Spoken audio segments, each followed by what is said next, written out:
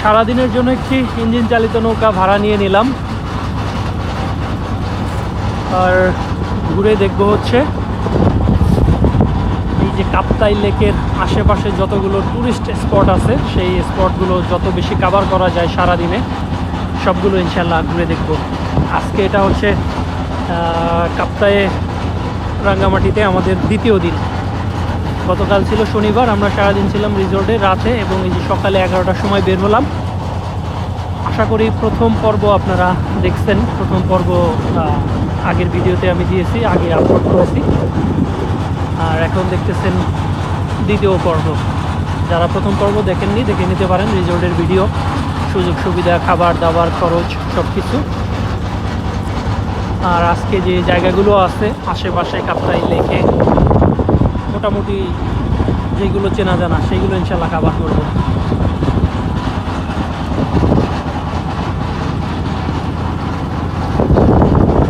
প্রথমেই যাচ্ছি আমরা ঝুলন্ত ব্রিজে। চলে আসলাম আমরা ঝুলন্ত ব্রিজে। অনেক অনেক বেশি এই যে ঘুরে বেড়ানোর জন্য নৌকা বা বোট আছে। চমৎকার জায়গা। ঝুলন্ত ব্রিজের উপর থেকে দৃশ্য এটি।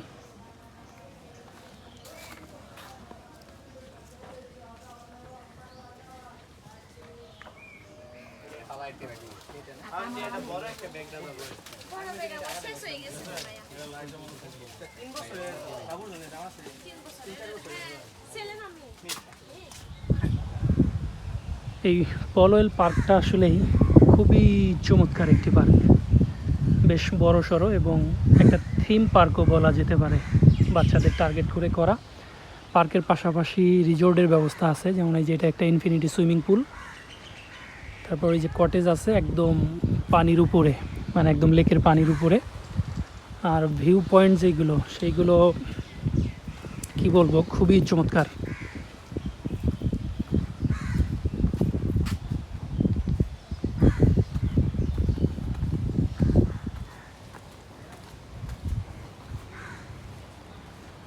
অনেকগুলো ভিউ পয়েন্ট রয়েছে এই জায়গায়।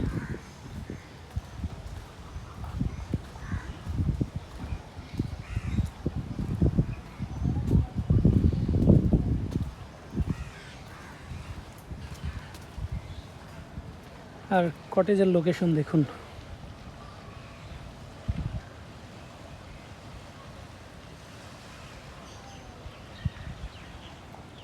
কটেজ থেকে কিন্তু ইনফিনিটি ভিউ পেয়েও যাবেন।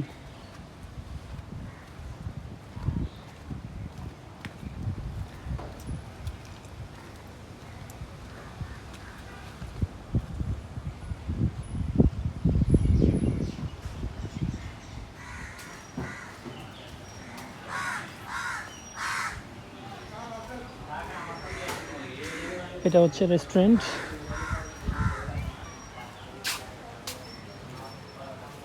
এটা একটা ভিউ পয়েন্ট, এইগুলো কটেজ।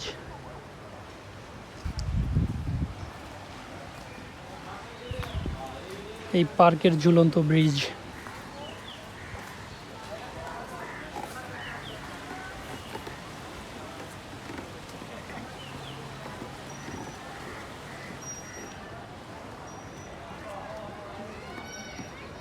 পার্কের ভিতরে লেক, স্পিড বোট, কায়াক এবং অন্যান্য ইঞ্জিন চালিত নৌকা।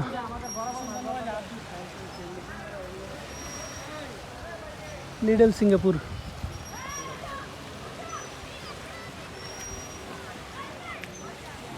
এইদিকে দোলনা।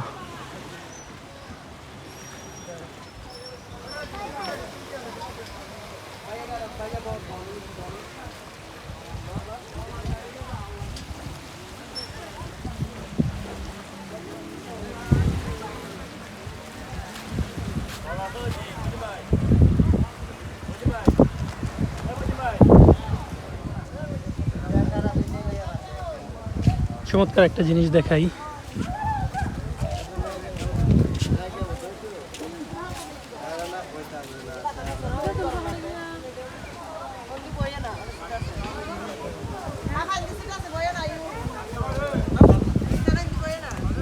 এইগুলোর মধ্যে হচ্ছে শত শত তালা। যারা এখানে ঘুরতে আসেন, যার যার ভালোবাসার মানুষের নাম লিখে এইভাবে ঝুলিয়ে যান।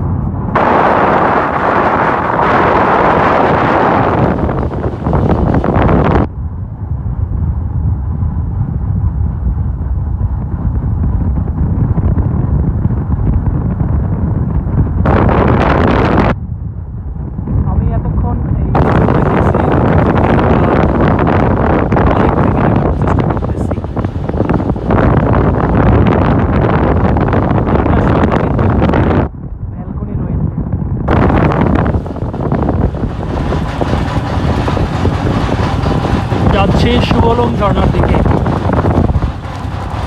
আর লেকের মাঝে এসে কিন্তু আমরা প্রচণ্ড বৃষ্টির দ্বারা আক্রমণিত হয়ে গেলাম। বৃষ্টি আমাদের আক্রমণ করছে, এর সাথে বাতাসও হচ্ছে অনেক, নৌকা দোল খাচ্ছে। এই দিকটাতে বৃষ্টির পরিমাণ আরও বেশি। দেখেন পাহাড়ি দেখা যাচ্ছে না, বৃষ্টি এত বেশি। আর ডান পাশটাতে যদি দেখি আমাদের কাছে দেখেন রোদ উঠে আছে, আর এই দিকটাতে একদমই পরিষ্কার। এর মানে এই না যে এইদিকে বৃষ্টি হচ্ছে না, এদিকেও কিন্তু বৃষ্টি হচ্ছে। ইভেন আমরাও কিন্তু বৃষ্টিতে ভিজে যাচ্ছি। সেকেন্ডের মধ্যে চেঞ্জ হয়ে যাচ্ছে সব কিছু। কয়েক সেকেন্ডের ভিতরে বৃষ্টি শুরু হয়ে যাচ্ছে, আবার কিছুক্ষণ পরেই থেমে যাচ্ছে, এবং বৃষ্টি থেমে যাওয়ার আগেই রোদ উঠে একদম হাহাকার হয়ে যাচ্ছে, আবার ছায়া পড়ে যাচ্ছে। মানে মেঘ, বৃষ্টি, ছায়া, এইগুলোর একটা খেলা চলে এই রাঙ্গামাটিতে। আমরা সুবলং ঝর্ণায় যাওয়ার আগে রাঙ্গা নামক এইখানটাতে আমরা দুপুরের খাবার খেয়ে নেব। রাঙ্গামাটির এই সৌন্দর্য যেন দেখে শেষ করার নয়, মানে যেদিকেই যাবেন সেদিকেই সৌন্দর্যের পসরা।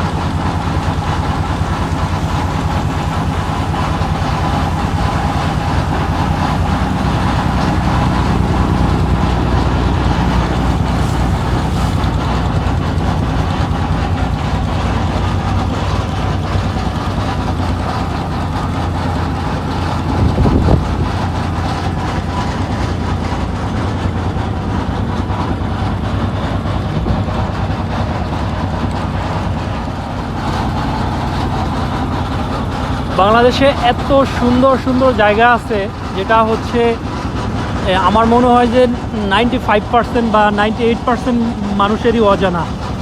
আমরা শুধুমাত্র কমন কিছু জায়গা চিনি, যেটা হচ্ছে এই সেন্ট মার্টিন, এই ধরেন হচ্ছে কক্সবাজার আর সিলেটের চা বাগান, এই ধরনের কিছু জায়গা।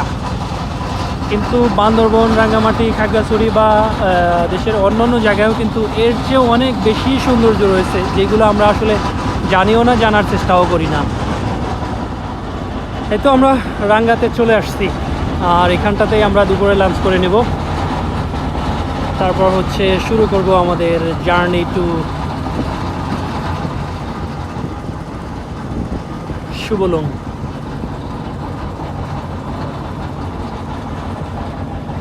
কি সুন্দর দেশটা, মাশাআল্লাহ।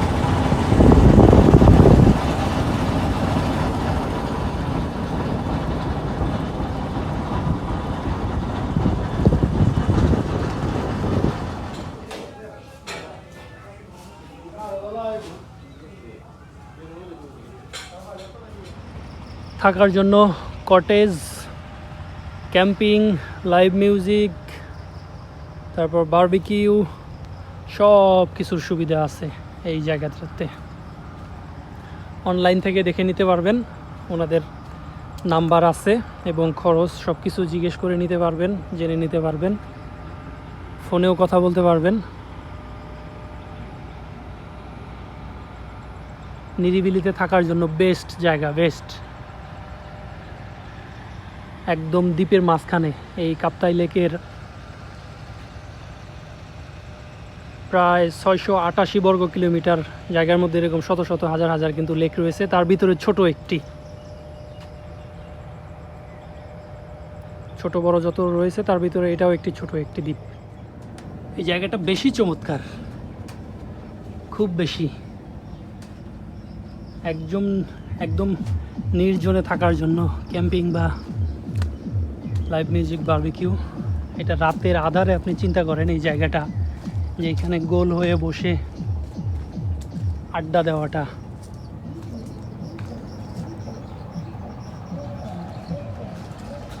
আমি চলে যাই, এটা খুব বেশি নির্জন জায়গা, আমি দূরে চলে আসছি একা একা,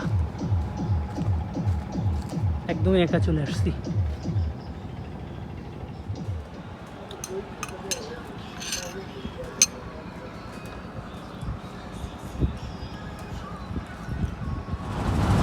আমরা এবার যাচ্ছি বৌদ্ধ মন্দিরের দিকে। রাঙ্গাতে খাবার দাবার শেষ করে একটু ঘুরে ফিরে দেখিয়ে তারপর যাচ্ছি বৌদ্ধ মন্দিরের দিকে।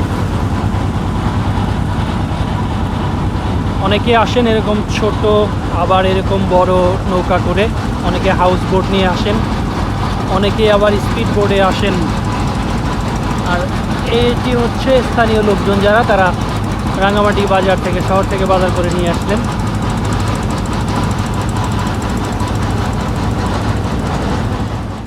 চমৎকার একটি জায়গায় অবস্থিত এই বৌদ্ধ মন্দির, বিশাল বড়, 29 ফুট 8 ইঞ্চি, 4 ইঞ্চি কম, 30 ফুট একটি মন্দির। লোকেশনটাও চমৎকার, দেখলেন চতুর্পাশে হচ্ছে লেক, আর বিশাল পাহাড়ের উপরে এটি নির্মিত। আর চারপাশের সৌন্দর্যের কথা কি বলবো। যাওয়ার সময় গেছি এক পথে, আর আসার সময় এই যে অন্য আরেকটি পথে আসলাম, যদিও ওইখানটাতে একটু ভয়ঙ্কর রাস্তা, আর একদম একা হওয়ার কারণে একটু ভয়ও লাগতেছিল। যাই হোক, ভয়ের জায়গাটা আমি ছেড়ে চলে আসছি। এবার আমরা পরবর্তী ডেস্টিনেশনে যাব, শুভলং ঝর্ণা।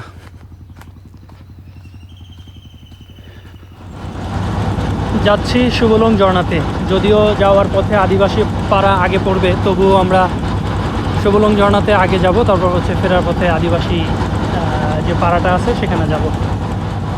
এই সৌন্দর্য আসলে বলে শেষ করার মতো না, বা বলে ভাষায় প্রকাশ করার মতো না। এত সুন্দর প্রাকৃতিক সৌন্দর্য আমাদের এই দেশটার মধ্যে ছড়িয়ে ছিটিয়ে লুকিয়ে আছে, যেটা আসলে ঘুরে ফিরে না দেখলে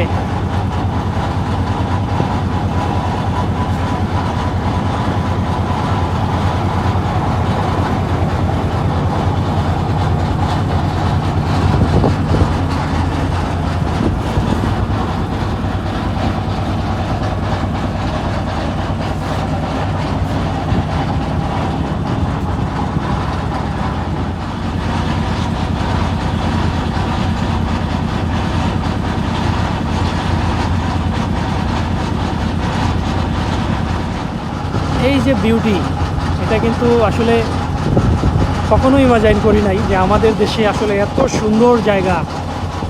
তো এই জায়গাটা আমি একটু বেশি করে দেখাচ্ছি আপনাদের, একটু সময় নিয়ে, যে কত সুন্দর জায়গা রয়েছে আমাদের দেশে।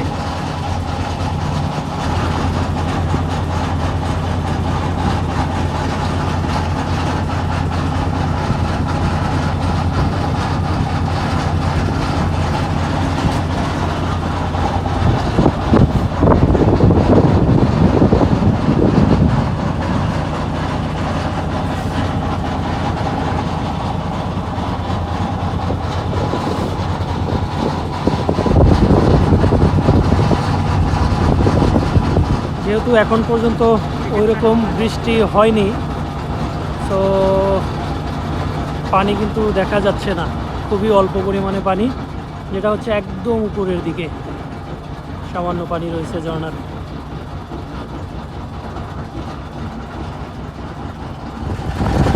এটা কিন্তু ভিয়েতনাম নয়, বাংলাদেশ।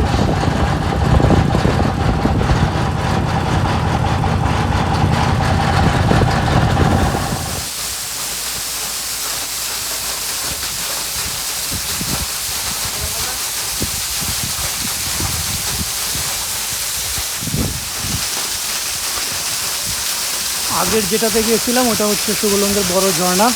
পানি কিন্তু ওটাতেও আছে, কিন্তু খুব বেশি বড় হওয়ার কারণে আসলে এতটা পানি বোঝা যায় না। কিন্তু এটা যেহেতু ছোট, তো এটাতে কম পানি হলেও কিন্তু সেটা মনে হচ্ছে যে ওইটার তুলনায় এখানে পানি বেশি।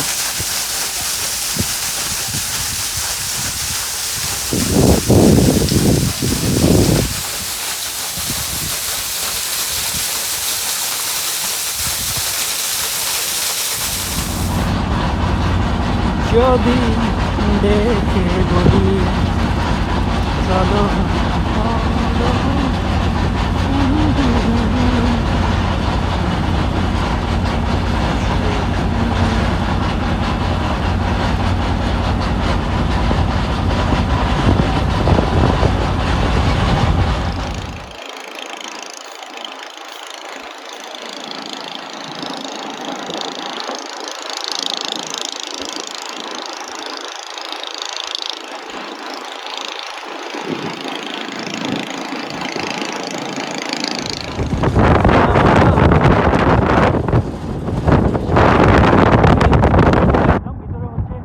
আদিবাসী কিছু ঘর আছে আর কি, 15 থেকে 20টা ঘরের মানুষ আছে।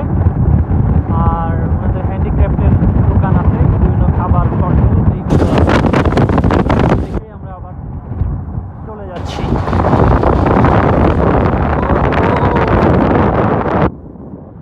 ইয়েস, রন্দনু, হাহা।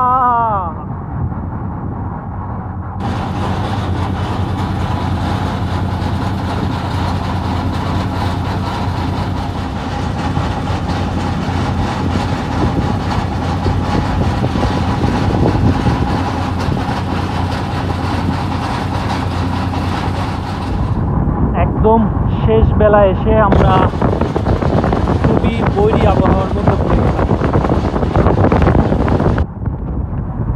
নৌকা একদম দুলে পড়ে যাচ্ছে,